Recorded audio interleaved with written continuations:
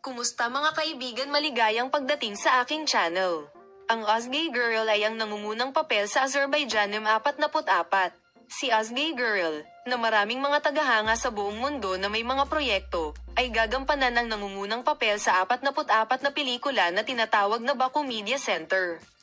Ang Ozgay Girl ay naghahanda para sa isang mapaghangad na tampok na pelikula sa mga araw na ito.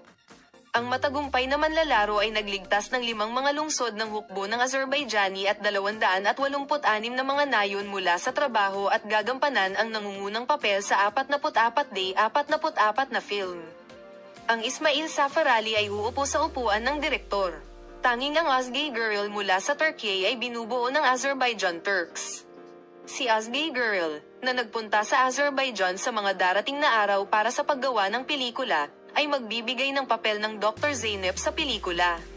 Si Ozgay Girl, na patuloy na sinusuri ang mga serye ng mga proyekto at mga sitwasyon na nagmumula sa isang hilera, ay babalik sa kanilang mga damdamin kaagad pagkatapos ng pagbaril sa pelikula. Ipapasa namin ang balita tungkol sa paksa, Polem.